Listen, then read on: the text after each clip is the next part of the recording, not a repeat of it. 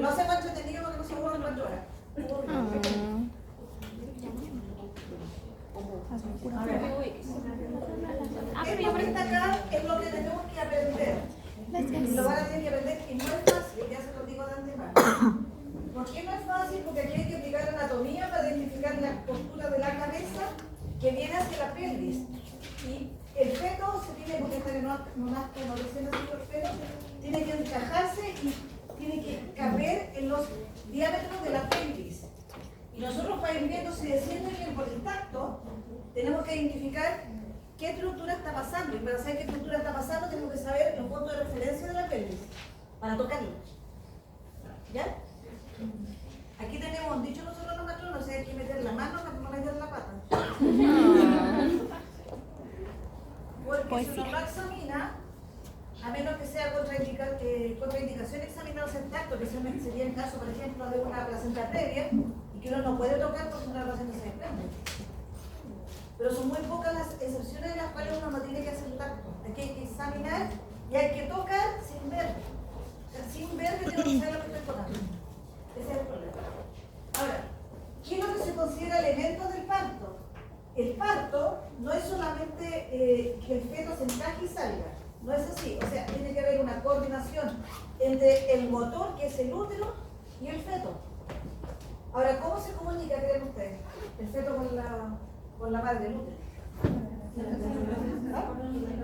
O sea, claro, la placenta, el útero, pero ¿cómo se comunican ellos el feto para saber cuándo tiene que nacer?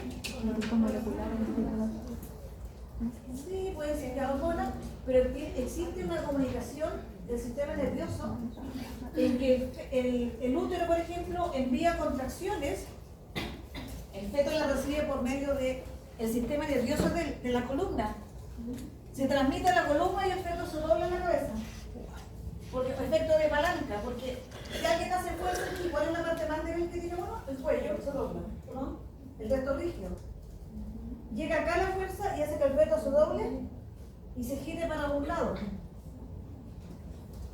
Entonces es por efecto de palanca. Entonces nosotros cuando queremos ver los elementos del parto para analizarlos, tenemos que tener claro que existe un motor que es el útero y sus contracciones, porque el útero va a hacer que empujar el feto, ¿cierto? Primero lo empuja cuando ya está grande y no se puede dar vuelta a todos lados y muy chico. Cuando ya está grande lo empuja con la cabeza hacia afuera, eso es lo normal.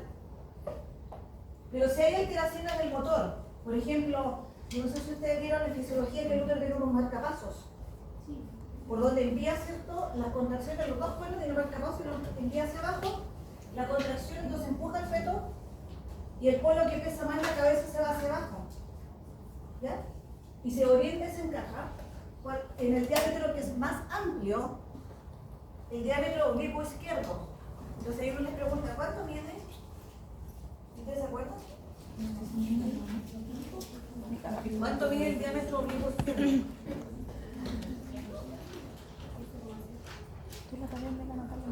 ¿Cuánto?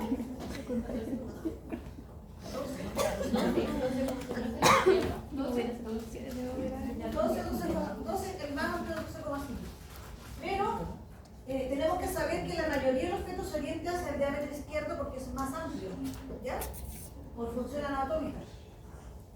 Porque se dice que el lado derecho, como está el apéndice, toda la historia. Entonces, si yo les pregunto cuáles son los elementos del parto, los elementos del parto son aquellos estructuras que hacen que el feto descienda. ¿Cuáles son esas? El motor y el útero, y con las contracciones. El canal, que es el conducto genital, con su estructura ósea, músculos de la pelvis, segmento inferior, cuello, cervix, vagina y vulva. Hay una estructura que se llama partes duras, que serían los huesos, ¿cierto?, de la pelvis, y serían las otras partes blandas. Están los músculos de la pelvis, el segmento inferior que correspondía a qué parte?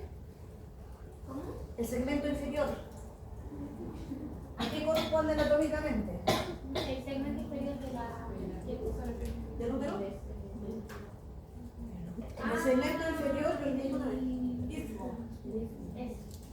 Lo veo en el cuello, el cuerpo, esa parte de ahí crece cuando crece el útero, crece. Y acuérdense que yo dije que ahí se hacían las cesáreas, porque esa parte no tiene músculo.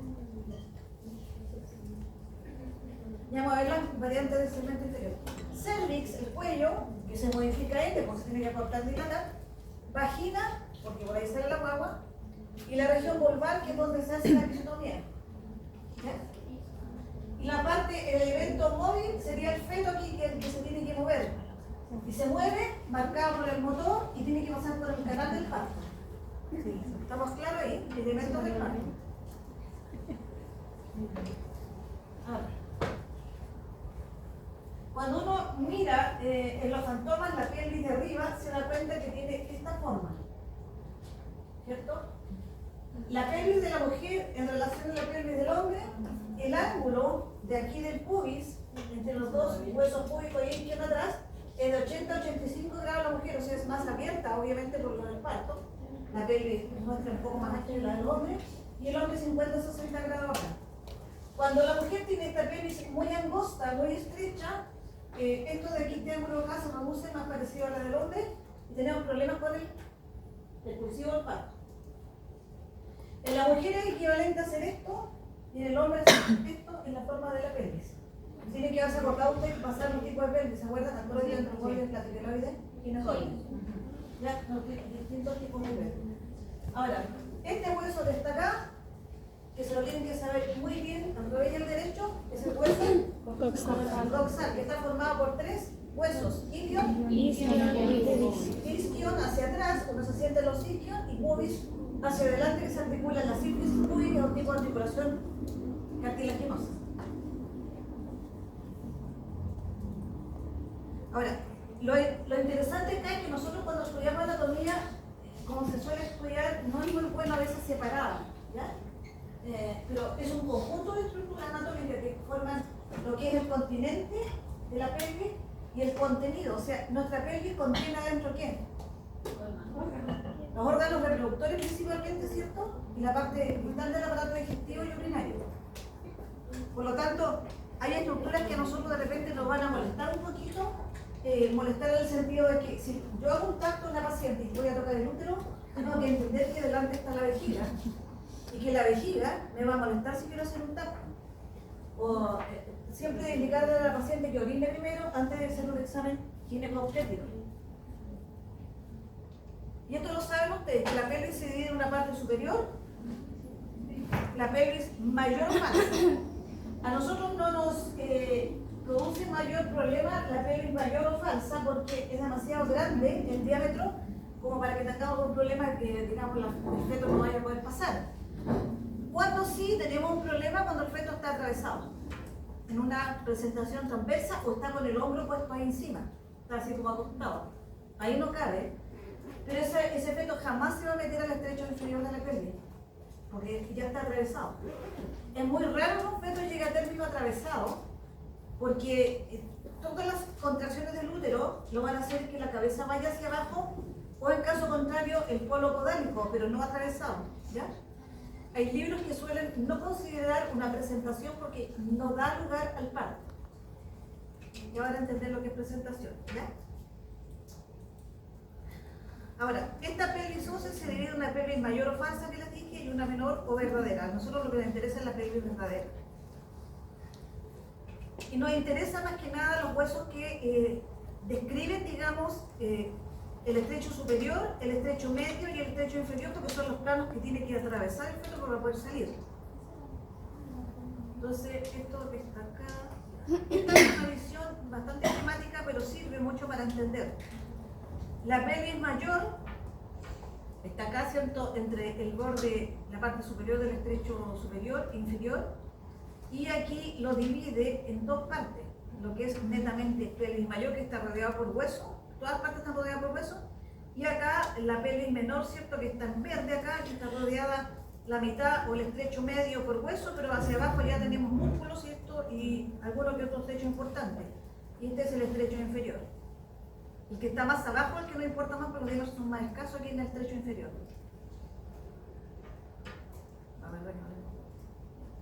Entonces, acá cuando se les pregunta, no sé si las pruebas todavía han hecho eso, pero doble de atrás hacia adelante, la estructura del estrecho superior. con los talones. Atrás tenemos promontorios. Cuando uno hace un tacto acá y la pelvis es normal en el diámetro antero-posterior, no debiese tocarse el promontorio. ¿Cómo me describen el promontorio? ¿Qué es el promontorio?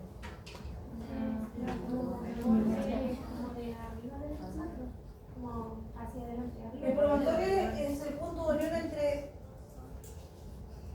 qué? Entre el sacro y Y el E5. Es un ángulo que se forma. Ese, al hacer tacto, uno no debiese tocarlo, porque los dedos no debieran alcanzar el promontorio. Si se toca es una pelvis estrecha. Por ahí no pasa luego. ¿Ya? Entonces el tacto para el sí, en el tacto se van a tocar, ¿qué cosas? Las espinas ciáticas o ilíacas, no sé cómo se llama. Esas espinas ciáticas o ilíacas me van a determinar a mí un plano de la pelvis. Por lo tanto, estas sí se pueden tocar cuando me incline la mano, porque esas me marcan a mí, por ejemplo, el tercer plano de Hodge. ¿Ya? Ahora, el diámetro de acá entre espina y espina también es importante porque este es uno de los más estrechos que hay. Ahora, la pelvis sí tiene movimientos que se llaman de nutación y de contranutación, no sé si lo vieron. Sí. ¿Qué es lo que significa eso? es cuando se mueve. No se mueven los coxas.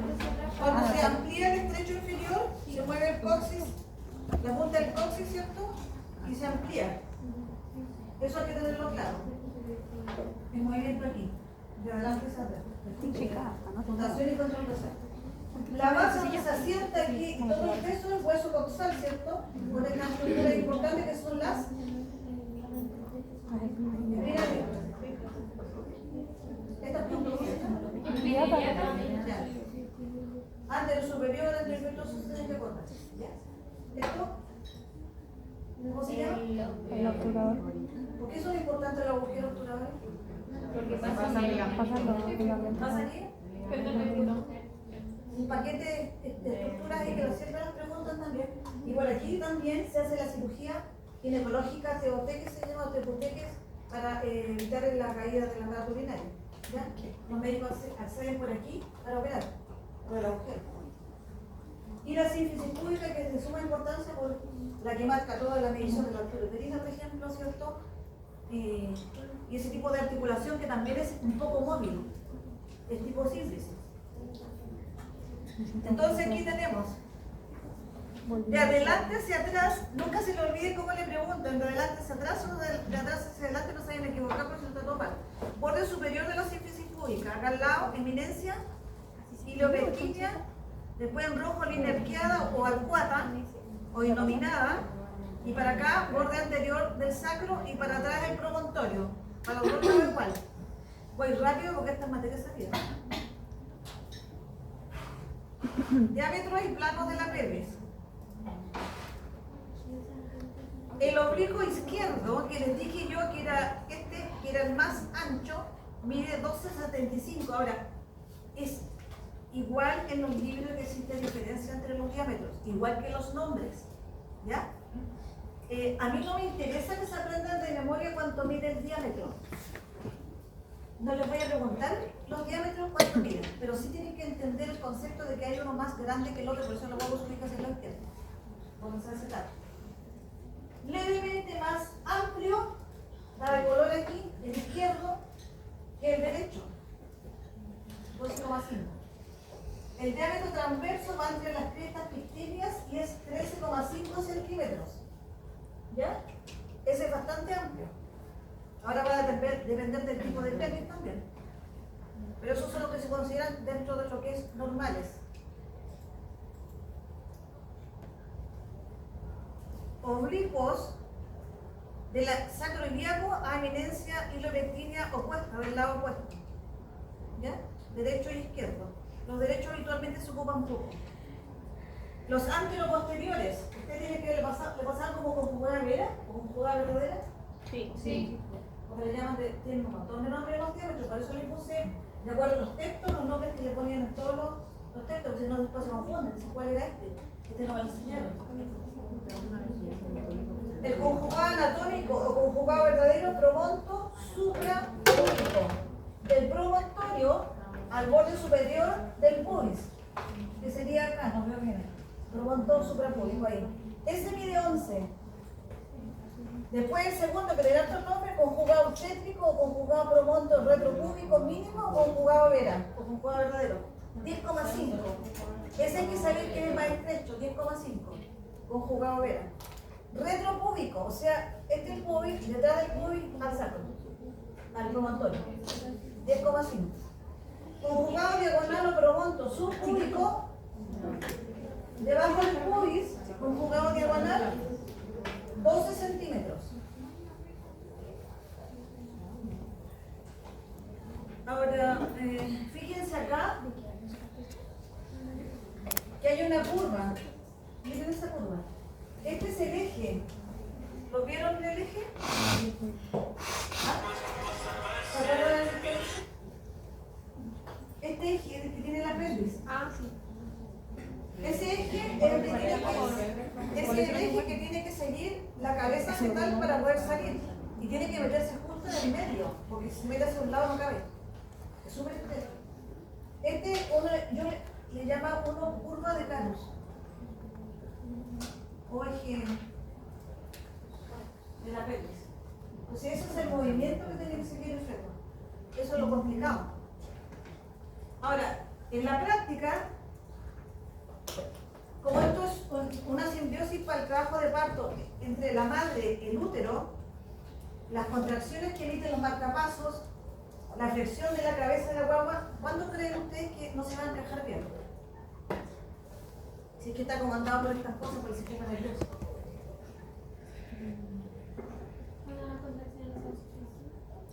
Ya, esa sería la causa del motor, que sería el útero.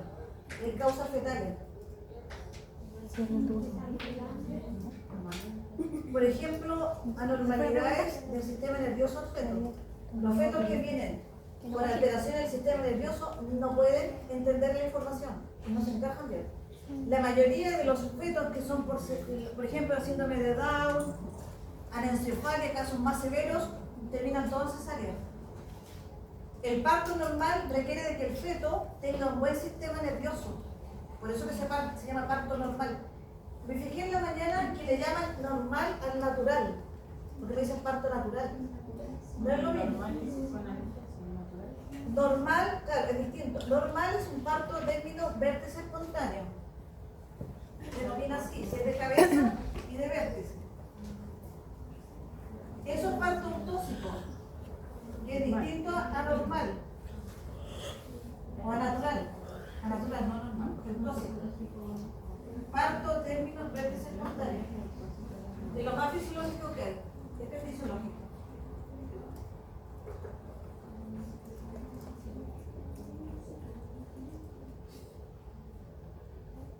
Entonces es diferente a parto natural.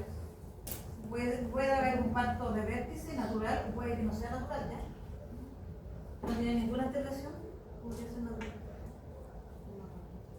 Diámetro antebrazo posterior, le puse de nuevo aquí. Está como repetida lo mismo anterior porque está retropúbico acá hacia el promontorio. Todos los diámetros que van del promontorio, también puede ser una pregunta anatómica. No, pero los 3 diámetros anteroposteriores que emergen del promontorio. Estrecho medio o pelvis media, casi se omite el estudio del estrecho medio o pelvis media. ¿Se han fijado que se salta el estrecho superior y el estrecho inferior? Pero la pelvis media para nosotros también es importante. Y aquí hay que tener un concepto, ¿cómo se llamaría este diámetro de aquí hacia acá? ¿Es el primero? No, la borde superior de la sínfisis púbica. ¿El obstétrico? Ese es suprapúbico. Este ¿Qué? ¿Dónde está? de aquí, acá. Ya, retropúbico, ¿cierto? Tu cuerpo, lo retropúbico al promontorio y el otro infrapúbico hacia el promontorio. Son 3. Ahora fíjense acá que el estrecho medio o pelvis medio está limitado por el punto medio de la sínfisis púbica acá. El color de retropúbico también llamado de Potier, no sé si lo vieron. Este va de la parte media aquí, pasa por las espinas ciáticas y se dirige acá hacia los ligamentos sacroespinoso, sacrociático menor. Y va a terminar a la punta del hueso sacro aquí, donde empezaría ya el coxis hacia acá abajo. Ese es el estrecho medio y que limitaría bajo el estrecho inferior. Eso también tiene que... ¿Cuál sería el diámetro más estrecho que tiene que atravesar el feto acá? ¿El estrecho o pelvis media? Este es, ¿no es cierto? Del retropúbico al promontorio. Porque el diámetro, este es el límite entre la pelvis media y el estrecho superior. Y el límite, el que está con rojo ahí. Por eso digo que nunca mencionan esta parte. Ahora, en el estrecho medio también tenemos diámetros. El interespinoso entre la espina, 10 centímetros, sería el más angosto hasta el momento, ¿cierto? 10 centímetros entre la espina. Promonto retropúbico, 10,5. Transverso máximo de plano de entrada, o sea, donde se mete el feto, de 13,5 no hay problema, pero el más estrecho sería lejos el interespinoso. ¿Ya? Estrecho medio, no estrecho inferior. Ahora la pelvis menor o pelvis verdadera. Está situada entre el estrecho superior y el diafragma pélvico. Esta es la pelvis menor, que nos interesa a nosotros porque tiene el diámetro más estrecho. Tienen que recordarse también el diafragma pélvico, porque son también los músculos motores que intervienen en el parto. Ya, esto está vista por dónde es. Inferior, ¿cierto? Vista inferior. Este sería, si yo estoy viendo un feto, por ejemplo, quiero un parto natural la señora, y me pongo por debajo yo y veo cómo va saliendo, ¿cierto? Por debajo yo quiero esa suela, con una camilla más alta. Entonces este estrecho inferior aquí, o pelvis menor, va a estar formado por, aquí, ¿qué parte está? ¿Ninguno? Borde inferior, porque estoy por abajo, borde inferior de la síntesis púbica, por aquí, pubis, y pase acá el número 2, ¿qué sería esto de acá? La rama del Rama isquio, púbica, del isquio al pubis. Ligamento sacroiliaco mayor hasta la punta del coxis. ¿Ya? Aquí está, le puse con rojo, 1 sínfisis púbica, 2 ramas isquiopúbica o isquiopubiana, número 3, tuberosidad isquiática, ¿cierto? 4, ligamento sacrotuberoso y 5, la punta del coxis. ¿Ya? Eso es lo que la guagua al final, cuando salga del periodo expulsivo, tiene que salir por ahí. Ahora, el estrecho inferior, el diámetro, aquí también, este ya es el más legador de la espina. Este mide el diámetro coxis subpubiano de punta del coxis a la parte inferior del pubis, mide 8,5 a 9, pero se puede agrandar hasta 13 centímetros con los movimientos de nutación y de contranutación. Y es harto lo que se amplía con esos movimientos, fíjense, de 8,5 a 9 a 13. O sea, se extiende bastante. Por eso que le duele a la mujer la parte expulsiva. El transverso entre los bordes internos de ambas tuberosidades isquiáticas, 11 centímetros.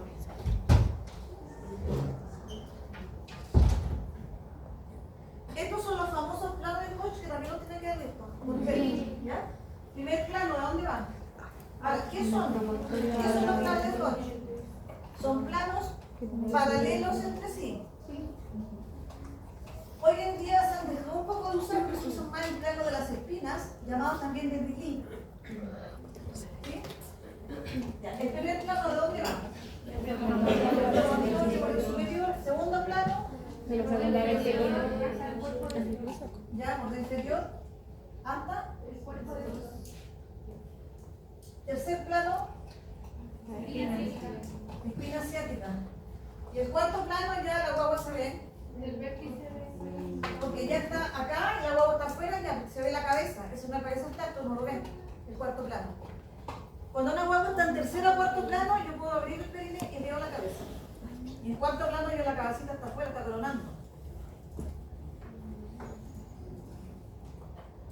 Las estaciones de Dili o plano llamado de las espinas.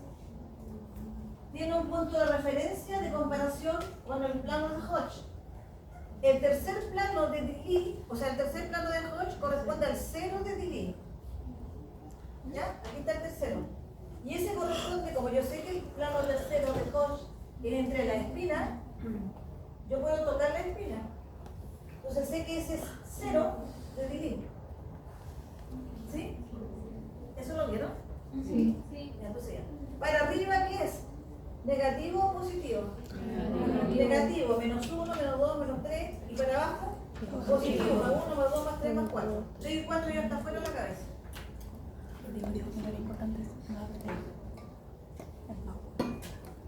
Ya, esta es la curva de Gauss que les decía. ¿Cómo se establece esa curva de Gauss? Y fíjense que el feto aquí justo y tiene que hacer ese movimiento, no se mismo. O sea, la mayoría de las veces queda aquí un poco detenido el impulsivo. Por eso que nunca a la paciente se le pasa en primero o segundo plano, se pasa ahí al tercer, cuarto plano, cuando ya está coronando la cabeza se pasa recién a parto, porque si no va a estar mucho rato ahí. ¿Ya? Porque tiene que seguir este eje. Este eje o curva de Gauss corresponde a los puntos medios de los diámetros anteroposteriores. Cuando se miden los diámetros anteroposteriores, ahí yo hago la curva acá. Aquí está el promontorio, pubis, supra, retro, infra. El punto medio me puede a mí, puedo dibujar yo, digamos, la curva que en realidad lo que hace que uno es tocar, mediante el tacto, toca la fontanela lambda o posterior, que se supone que es ¿de qué forma? Triángulo. Triangular lambda, por algo lambda, porque esta es la letra lambda. Esa es la que tengo que tactar. Siendo la fontanela la unión entre los huesos de la cabeza del feto. El feto tiene la cabeza elástica, tiene fontanelas que permiten sobreponerse un hueso sobre el otro. ¿Ah? No se osifican, pero yo las puedo palpar. Y de hecho tiene que tenerla así porque aquí baja un parietal y después baja el otro para poder pasar. O sea, hace como punte codo, ¿me entiendes? Así como hace un punte codo. Esta fontanela lambda es la que uno toca. Y lo que tiene que tocar siempre uno es triangular. O sea, está tocando todo acá. Ahí. ¿Qué pasa si yo, el feto está así? Voy a tocar la de adelante. Y la de adelante es romboidal y esa no debería estar bien. Y es tremendo de grande. La anterior es romboidal. Si yo tacto y toco directamente esta, la guagua no está infectada, está así indiferente, porque yo la toqué acá. Tiene que estar así para que yo toque esta. ¿Se entiende?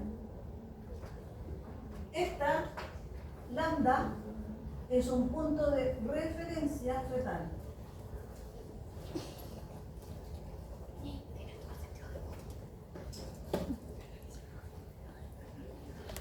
Esta lambda me va a decir a mí el feto está izquierda, derecha, anterior, posterior.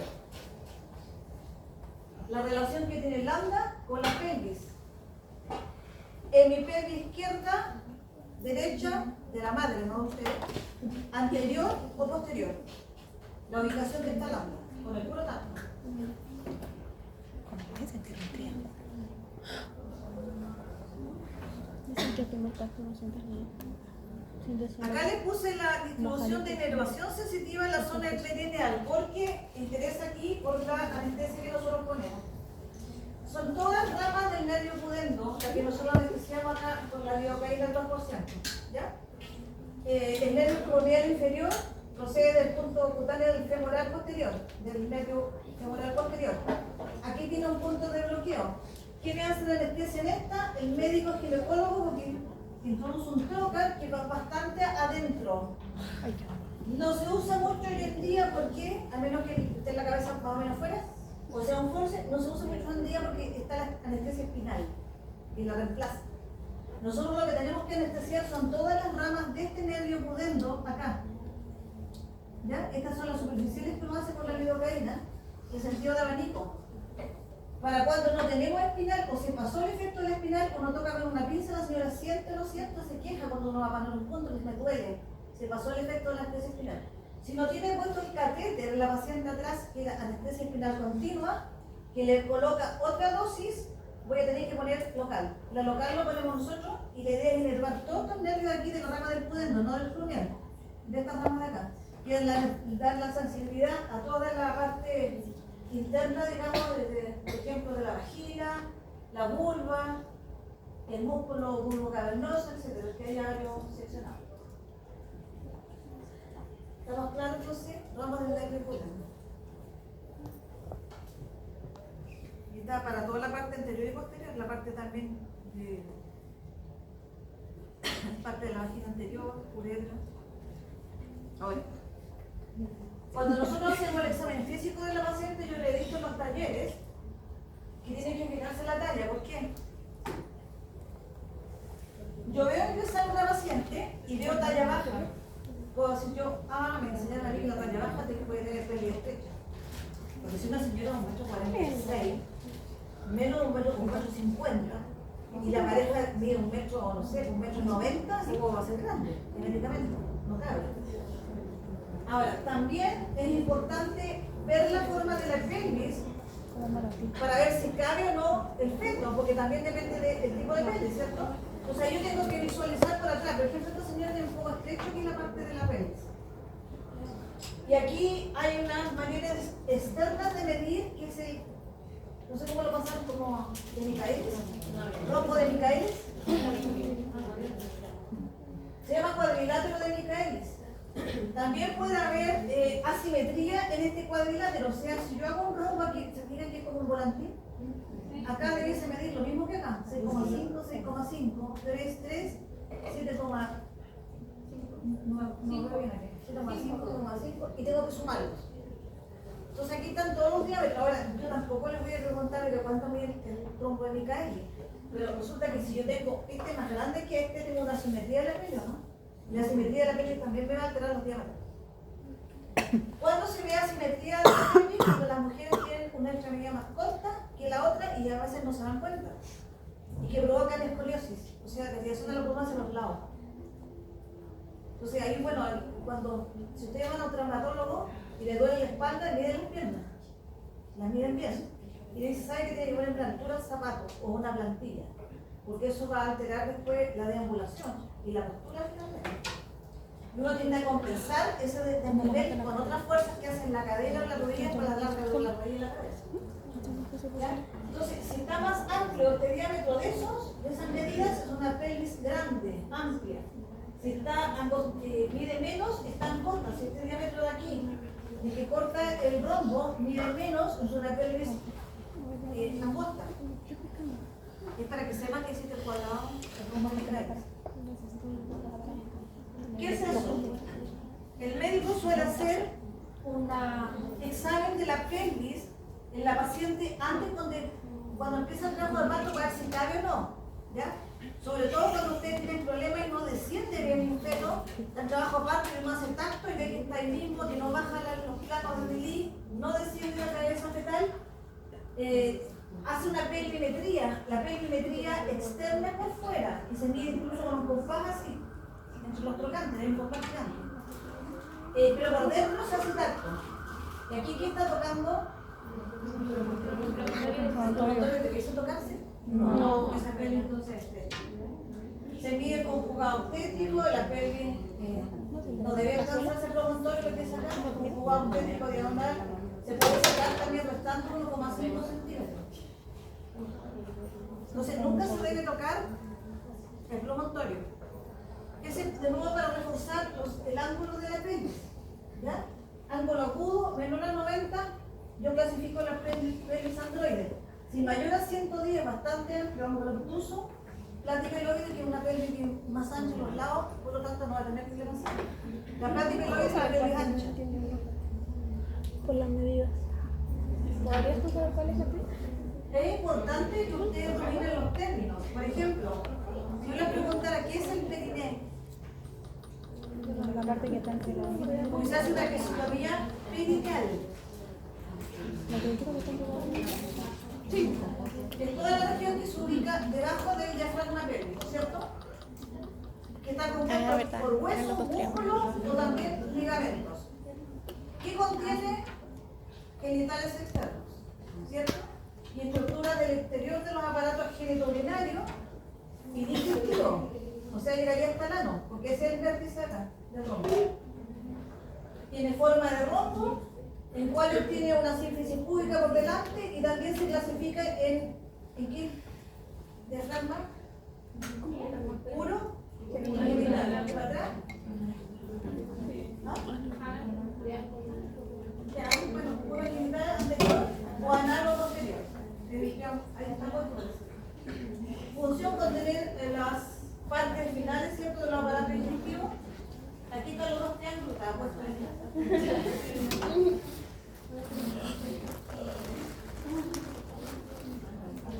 Los músculos que son súper importantes,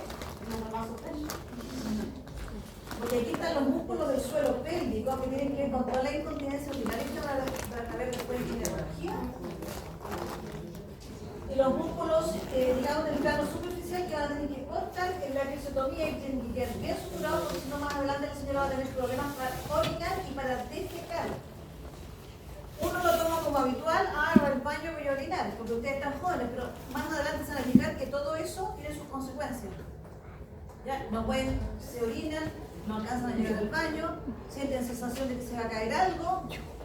Imagínense cuando se desgarra el ano, el esfínter anal, tiene muchas terminaciones nerviosas. Ustedes dicen, voy al baño porque tengo sensación, pero resulta que hay gente que pierde toda la sensación por las episiotomías o por la mala sutura de esas partes y no puede sentir cuando va al baño a defecar, o sea, ninguna vez. Los músculos del suelo pélvico se agrupan en tres planos: plano superficial, músculo isquio cavernoso, bulbo esponjoso, transverso superficial del perineo que se corta habitualmente cuando nace el aire. Plano medio, si es más profunda la epilla, el músculo transverso profundo del perineo, que tiene el origen en el esfínter externo de la uretra. O sea, acá si yo plano y lesiono el músculo transverso profundo del perineo, voy a tener complicaciones para que la paciente orine. Y el plano profundo elevador del ano con su rama isquio-coxigia, porque por eso que tiene trampa. Ahora ella me puede dar la hora. Pasemos los mensajes. Músculos del plano superficial del perineo, transverso superficial, que uno corta así, ¿cierto? Medio lateral.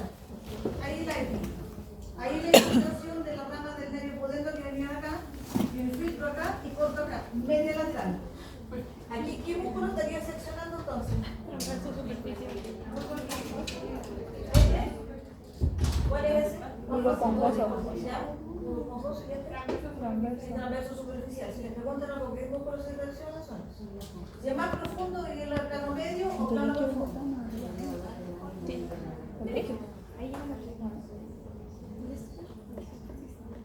Músculos del plano medio, ¿cuál tenemos aquí? Transverso profundo. Ya que está en verde ahí, transverso profundo del perineo. Músculo del plano profundo del perineo, todas las ramas del músculo elevador del ano, que cierra el estrecho inferior de la pelvis, ¿ya?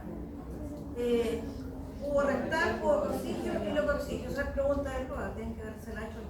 Sí. Ya, ahora aquí. Yo les he preguntado de repente, en ginecología también les van a preguntar las dimensiones del útero. Las dimensiones del útero van a depender de la paridad de la paciente, de la usuaria. Por ejemplo, nulípara que no ha tenido no ha parido, no ha tenido parto, de 5 a 8, harta diferencia.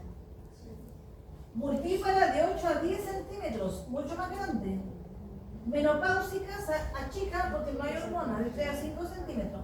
Prepuberal, 25 a 35 centímetros, bastante chico. Ancho 5 centímetros, antero-posterior 3 a 4 centímetros. Acá tienen que considerar cuando uno un tacto o no le puso la vagina. Y toca cuello aquí. Y con la mano por arriba, toca acá. Uno levanta el cuello por atrás, cuando saca posterior, mueve el útero y como es un continuo, se va a mover acá arriba. Y uno por encima del abdomen, toca el útero. Esa es la manera de palpar, o sea, hay que palpar con las dos manos. Si es ginecológica, así sea usted. ¿Qué es prepuberal? Antes de la puerta. ¿Y por qué tanto? 25 a 35 centímetros. No son milímetros. Tiene más sentido. No, no parece llegaría Al corazón. Y multípara. Con uno ya multípara. Ahora, escucha una cosa. Cuando uno pone un dispositivo aquí, se mete por aquí, con el orificio, cruza el cuello y llega hasta el fondo, el dispositivo. Entonces lo que tiene que medir aquí es la calidad, no el útero en total, porque tiene un miometro. Por lo tanto, es la calidad donde quepa por dentro del dispositivo que se inyecta por aquí hasta acá. Y acá se retrocede un poco para que no se incruste y ahí se queda en el fondo. Todo eso atravieso. Pero largo antes. Ahí están los ojitos de los pocos de útero. Ojo, ¿para qué lo? Ahora, las partes del útero están formadas por 3 capas. Perimetrio o serosa externa, muscular lisa, fíjense la muscular lisa, el miometrio. Acá hay mucha fisiología metida por los medicamentos que también los tienen que ver, lo tenemos que ver. Nos va a ver, parece la Mario en la próxima clase. Los medicamentos actúan sobre la musculatura lisa que tiene receptores. Ahora, ese músculo liso del útero, no sé si han visto la fibra muscular en sentido longitudinal, circular, en todo sentido, que es para evitar que haya hemorragia postparto, porque se contrae, porque tiene la facultad de contraerse porque es músculo liso. ¿Ya? Tiene una capa externa, una capa media y una capa interna.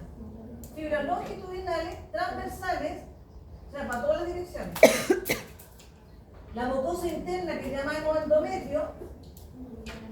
El endometrio en el cuerpo tiene células prismáticas ciliadas, glándulas epiteliales que son las que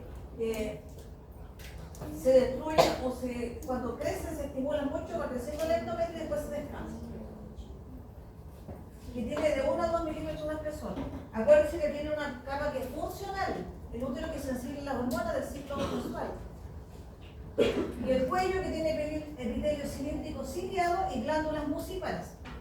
Estas glándulas mucíparas del cuello dan una patología que se llama glándulas de Nabot, que son como espinillas en el cuello. Ustedes se asustan y dicen, miren lo que tiene. ¿Ven una espinilla madura? Pero en el cuello. Y se llaman quistes de Nabot, que son glándulas. Y se dilatan de repente y aparecen. No es cáncer. A ver, voy a dárselo para que vean, sacar al tiro la boca. Se llaman huevos de Nabot. Quistes de Nabot. ¿Y son normales o para no? Son normales. ¿Pero ahí? Sí, sí. Tiene todo su sentido. Es que parece una espinilla. Se ven blanquitos y son redonditos. No son, por ejemplo, como las cándidas, los hongos, que la leche cortada. Estos son redondos que parecen huevitos, por eso son redondos, poquillos. Son normales. Para que no se asusten si ven un cuello así, porque de repente dicen, no, mira lo que encontré. En realidad no es ninguna cosa mala. Claro, del cuello.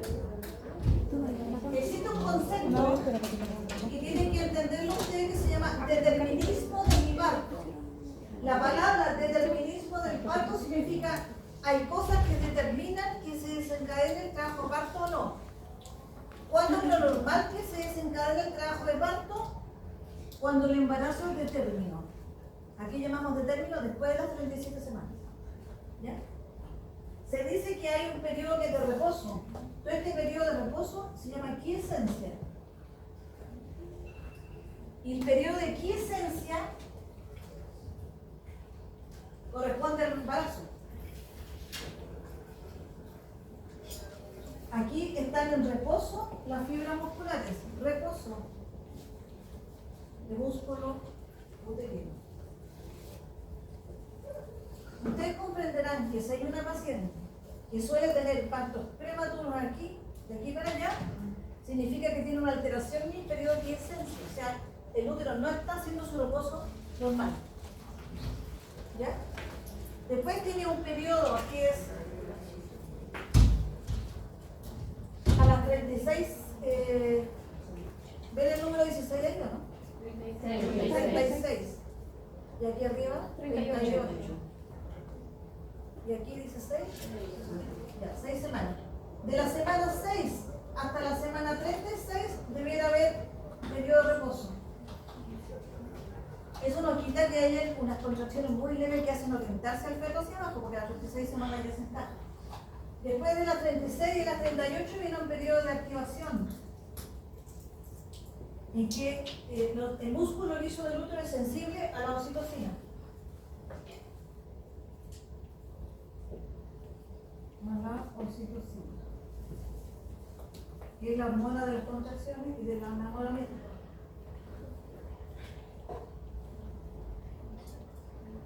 Existe un periodo de estimulación que va de las 38 más o menos hasta que se desencadena el parto.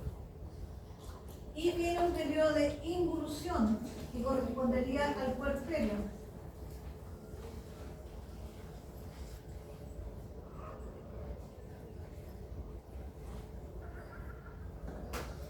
O sea que esto al final tiene bastante física y química acá metido entre medio, no es una cosa al azar.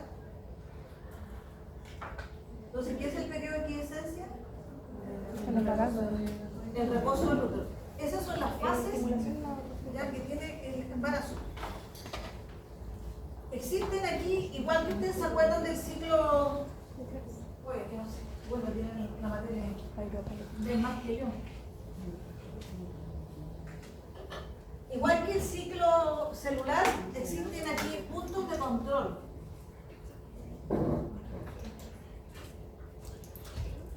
Se describen 3 puntos encargados de regular la duración del embarazo, y esto es súper importante para terminar el parto prematuro. 1. Generación y mantención de la quiescencia del miometrio, o sea, del reposo del útero, principalmente mediante el balance de los niveles de progesterona. La progesterona es pro-quiescencia, o sea, pro-reposo. Y estrógenos, que es pro-activación. Siempre la progesterona a nosotros nos va a dar el reposo uterino, por eso que a los pacientes que tienen parto prematuro se les pone progesterona de comprobación, ¿ya? Para estimular el reposo. Y los estrógenos, cuando aumentan mucho, se producen la activación. Se postula que para que empiece el trabajo de parto debe haber una baja de los niveles de progesterona al final del embarazo, porque existe aumento de receptores con acción antiprogestativa, que se llaman receptores A. ¿Ya? Entonces existe un periodo de reposo del miometrio.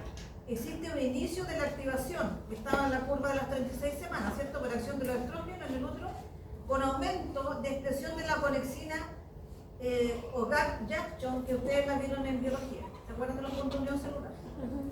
Aumento de la expresión de receptores miometriales a uterotoninas. Las uterotoninas aquí son, por ejemplo, la oxitocina, que son pro contracción muscular.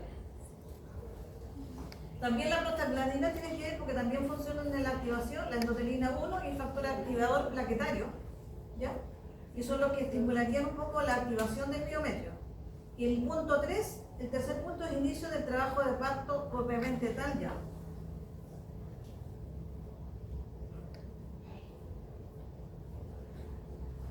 ¿Qué se entiende por determinismo del parto?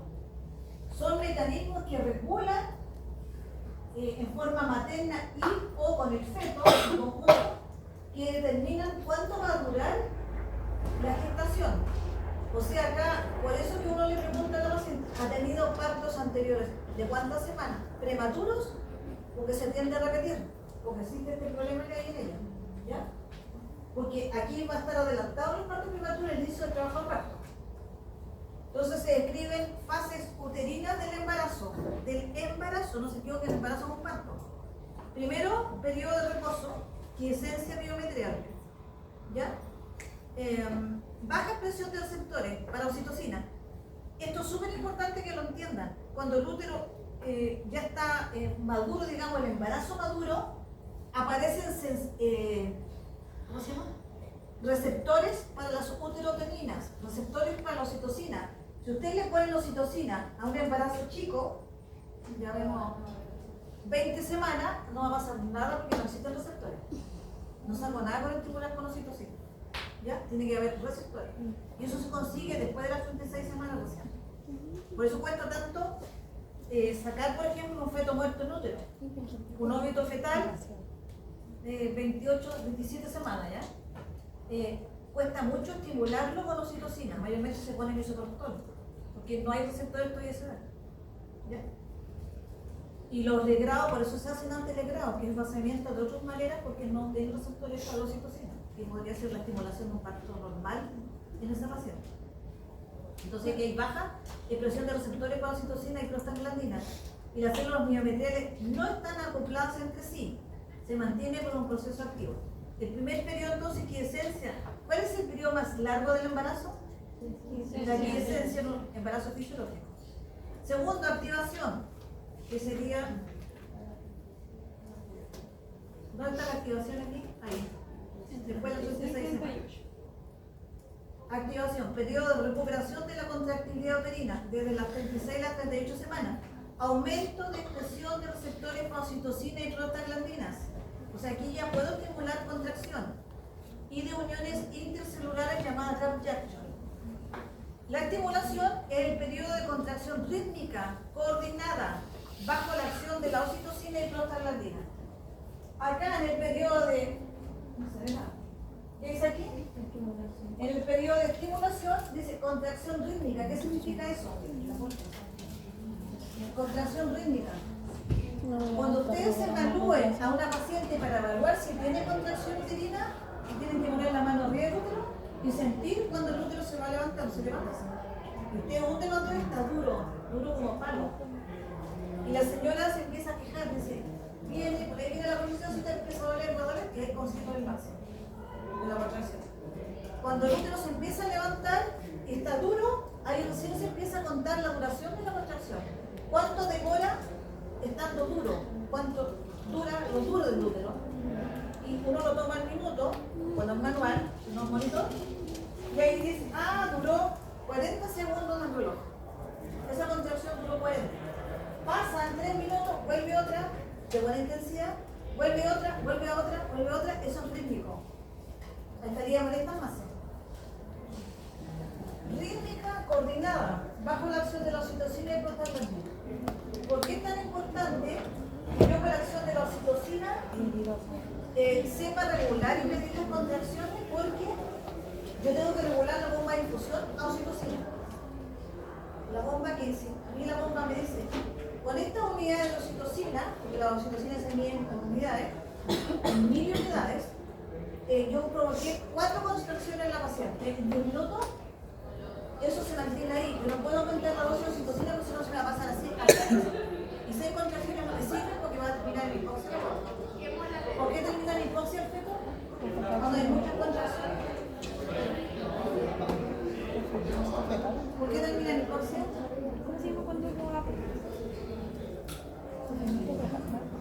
Cuando hay muchas contracciones, pongámosle 6 en 10 minutos.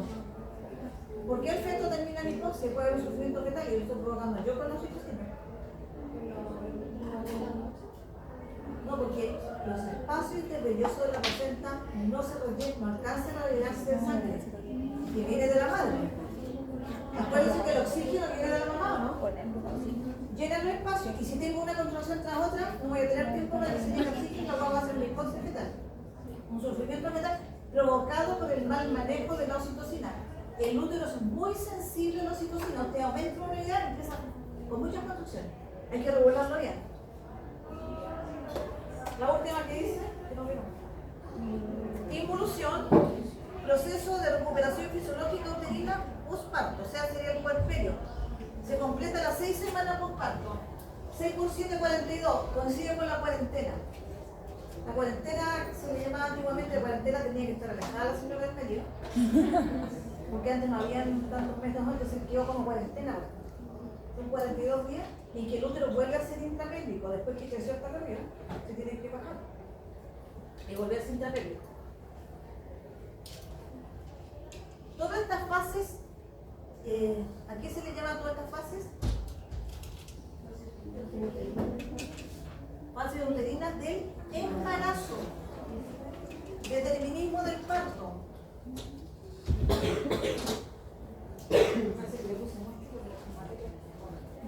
El reposo o quiescencia miometrial corresponde al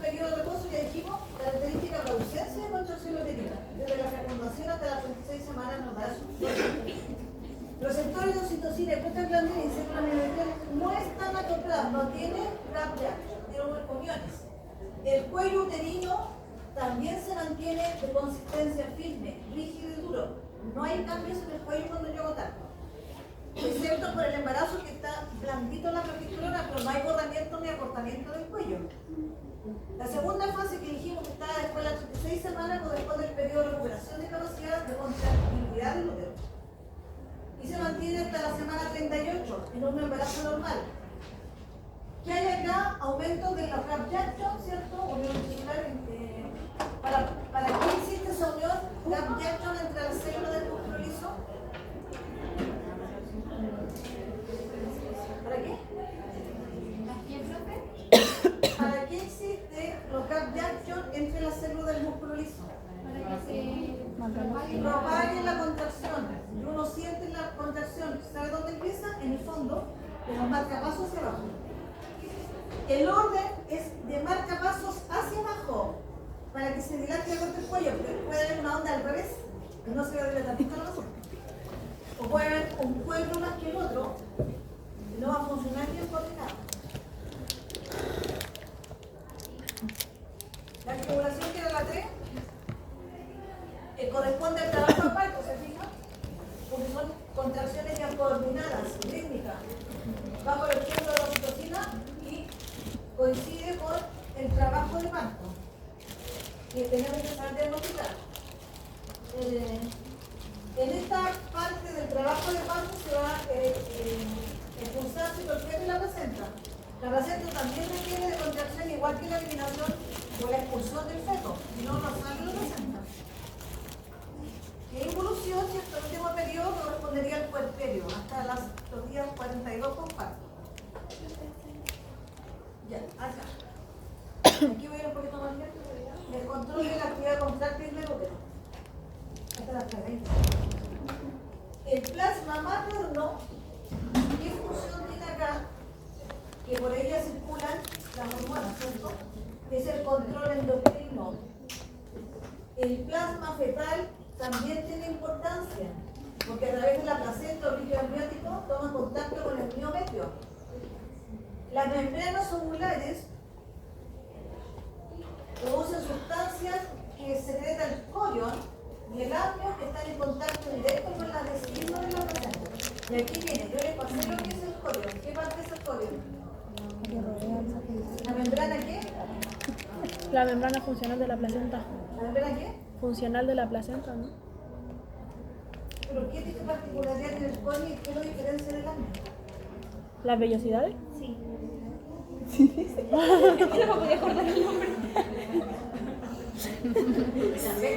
Eso pasa por la amenaza de memoria.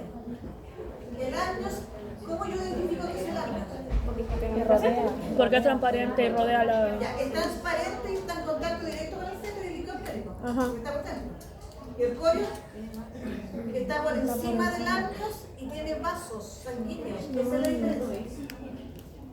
Que rodea la placenta. La membrana ovular entonces está en contacto directo con la vesícula. La vesícula es la parte muscular. La residuo. La parte, bueno, el funcionamiento de la placenta y paracrino. Pero el corion es la parte funcional de la placenta.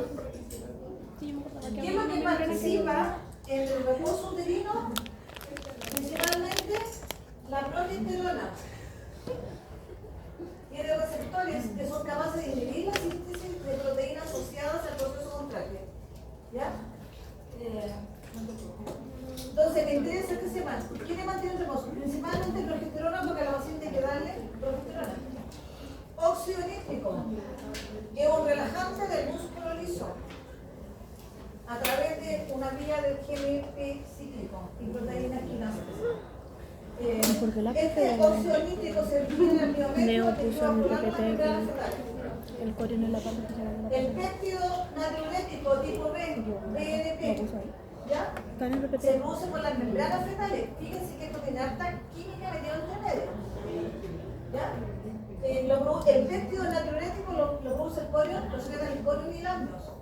No tienen pura función protectora ahí. Y de ahí pasa al miometrio donde están los músculos lisos. ¿Cuándo es producido mayormente el péptido natriurético? En el periodo de quiescencia o reposo miometrial. Y disminuye bendice la activación.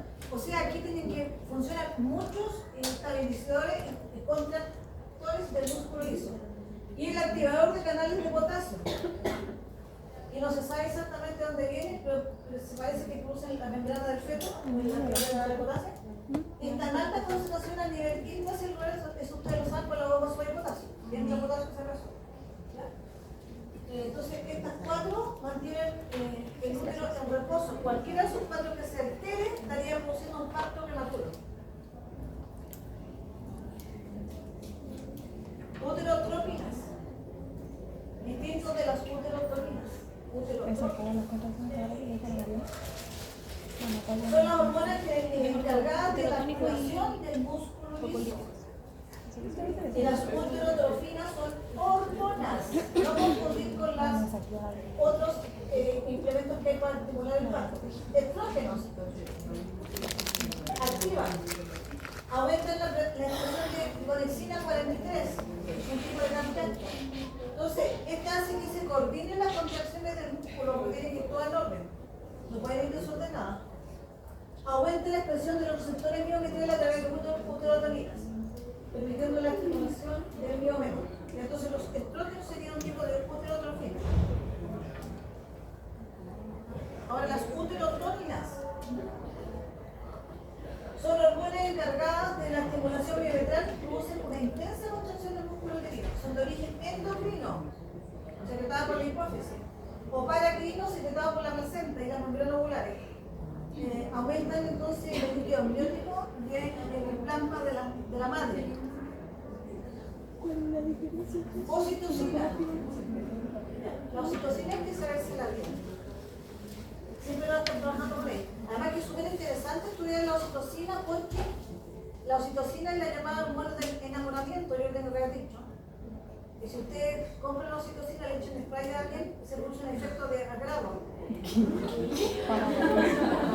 Cuenta. Sí, yo voy a hacer mal. Solucionarla porque el amor es todo químico. ¿Un qué? Aunque ya está enamorado, pero hay que hacerlo. Si le pones oxitocina, esa persona va a sentir deseo porque es algo químico. Para el sexo opuesto o Que me esté cogiendo todo el día. eso está todo estudiado, también la química del amor, hay libros y libros que todo sobre eso. Lo que pueden El recién nacido y la madre, ¿por qué creen ustedes que las mamás las han visto con las guaguas?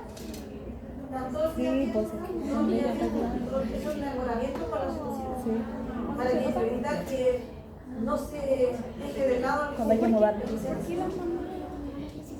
Entonces, la oxitocina mantiene y ayuda la progresión del trabajo para controlar las contracciones cuando tiene receptores. Cuando no tiene, no puede ejercer la acción.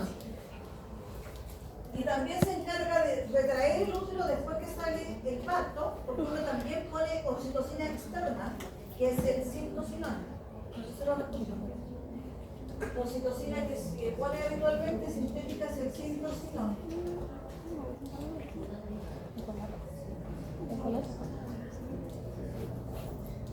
Cuando existe un alza brusca en el periodo expulsivo y en el puerperio inmediato, me tengo que evitar que la señora se me una muerte. Es un nonapéptido 9. Un peso molecular de cerca del 100, está constituido por 9 aminoácidos, cisteína, tirosina, bueno, todos los aminoácidos que ustedes conocen. Se parece a la vasopresina, pero varían 2 aminoácidos. Eso lo pueden leer después, se los pasamos, por ejemplo.